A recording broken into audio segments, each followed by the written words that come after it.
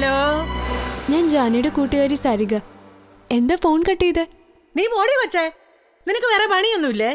സൂക്ഷിച്ച് സംസാരിക്കണം. എന്നെ ഇടിപൊടിന്ന് വിളിക്കാൻ നിങ്ങളാരാ? ഞാൻ ആരാണെന്ന് നീ തൽക്കാലം അറിയണ്ട. ഞാൻ ആരെന്ന് നീ അറിഞ്ഞാലുണ്ടല്ലോ, പിന്നെ ഈ നമ്പറിലോട്ട് വിളിക്കാൻ നിനക്ക് ധൈര്യം വരികയില്ല. വെച്ചിട്ട് പോടി.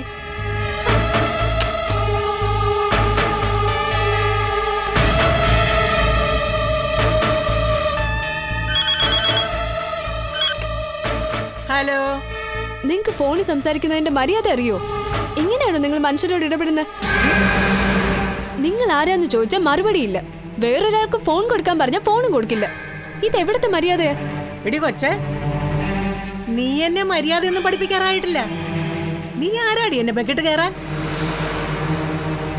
ഞങ്ങള് കാശ് കൊടുത്ത് ഫോൺ വാങ്ങിച്ചു വെച്ചിരിക്കുന്നതേ ഞങ്ങൾക്ക് ഇഷ്ടമുള്ളവരോട് സംസാരിക്കാനാ, നിന്നെ പോലത്തെ അലവലാദികളോട് സംസാരിക്കാനല്ല.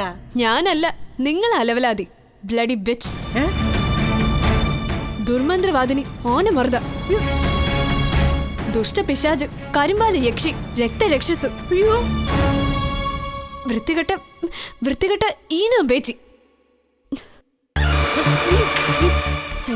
മറ്റവളെ മൂദേവി.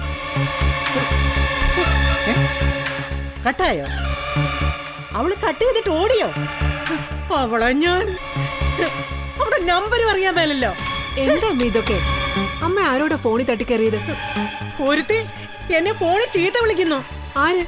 ആ, ഏതോ ഒരു സരിക, ഈ ആനിയുടെ കൂട്ടുകാരിയാന്ന്.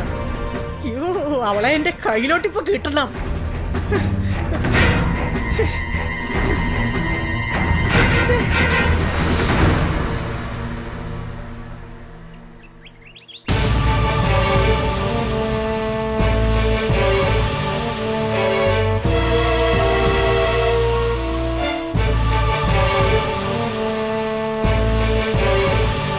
എന്തായടി, വിളിച്ചിട്ട് കിട്ടിയില്ലേ?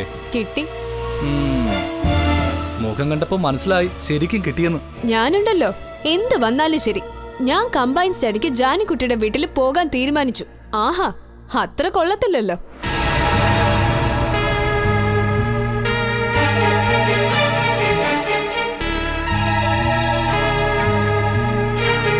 അവൾ എന്തൊക്കെ എന്നെ വിളിച്ചെന്നറിയാവോ? വൃത്തികെട്ടവൾ.